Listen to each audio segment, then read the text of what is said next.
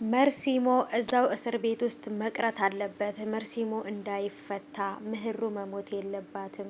የምህሩና የህፃኗ መከራ ስቃይ ይብቃ። ከዛ ካሉበት ይውጡ።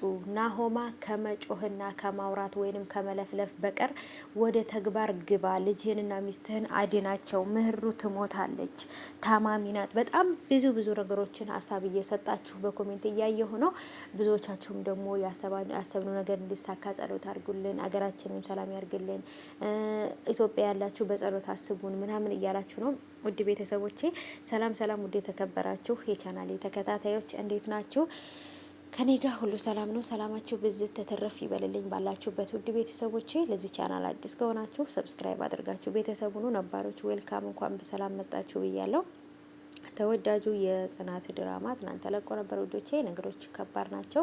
በመጀመሪያ ወደ ወሬ ከምገባ በፊት በየትኛውም ዓለም አረብ ሀገር ያላችሁ ሳውዲ፣ ዱባይ፣ ባህሬን፣ ኩዌት በቃ በተለይ ጦርነቱ ያለበት ሀገር ላይ ያላችሁ ፈጣሪ በቸርነቱ እሱ ይጠብቀን። ጾም ላይ ነው ያለነው። ሁላችንም ጾማችንን እየጾምን ፈጣሪያችንን እንለምነው። ወጥቶ ከመቅረት ይጠብቀን። እውነት በጣም ነው የሚያስፈራው።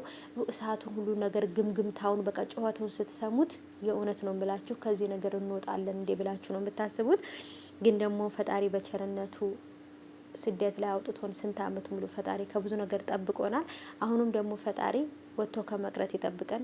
ወላሂ በጣም ከባድ ነው። ፈጣሪ ያሰብነውን አሳክተን ደግሞ ወደ ሀገራችን እንድንገባ ያድርገን። የሁላችንም ጸሎት ነው። ሁላችሁም ይሄንን ቪዲዮ የምትሰሙት አሚን አሚን አሚን በሉ። ያሰባችሁትን ያሳካላችሁ። በሰላም እንደወጣን ደግሞ በሰላም ወደ ሀገራችን የምንገባ ፈጣሪ ያድርገን። ከዚህ ከምናየውና ከምንሰማው አደጋ ፈጣሪ ይጠብቀን።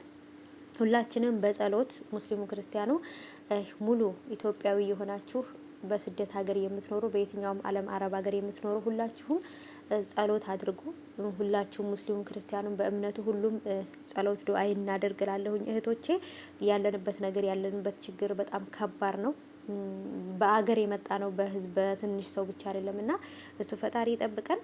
ወደ መጣሁበት ስሄድ እንግዲህ ውዶቼ ሰኒ ክብሮም ጋር ሁሉ ነገር እያወራች ነበረ። ክብሮምም እሱን ከሁሉም ሰው በላይ አድርጋ እንድትቀበለው ነው እየፈለጋት ያለው። በነገራችን ላይ እሷ ከዚህ በኋላ ከጆከርና ከጆከር ውጪ ማንም ሰው አይኗን ስትገልጥ ማየት የምትፈልገው ጆከርን እንጂ ክብሮምን አይደለም። ክብሮምን በፊት በነገራችን ላይ በፊትም ክብሮምና እሷ የሆነ የሚዋደዱ ላይ አይመስለኝም ነበር። የሆነ ስሜታዊነት ወይንም ደግሞ የሆነች በቃ አይደለ ወደ ፍቅር ለመግባት እየሞከሩ በነበረበት ሰዓት ላይ ክብሮም ራሱ ነው ፍቅሩን ረግጦ ራኬብ እንዴት እንደዚህ ትላለች ብሎ ፍቅሩን ረግጦ የሄደው እሱ እስከሆነ ድረስ በጭራሽ በሰኒ ላይ ምንም ጥፋት የለባትም። ስለዚህ አቋሟ ነው መቀየር የለባትም። ክብሮም ከሁለቱ ህይወት መውጣት አለበት እና ምህሩ መሞት የለባትም። የህፃኗና የምህሩ ስቃይ ማቆም አለበት እያላችሁ ነው። መርሲሞም ደግሞ እዛው እስር ቤት እንዳይወጣ እያላችሁ ነው ማለት ነው ውዶቼ። ነገሮች በጣም እኛ ካሰብናቸው በላይ በጣም ከባድ እየሆኑ ነው። ብቻ ግን ነገሮችን ፈጣሪ ቀላል ያድርገው።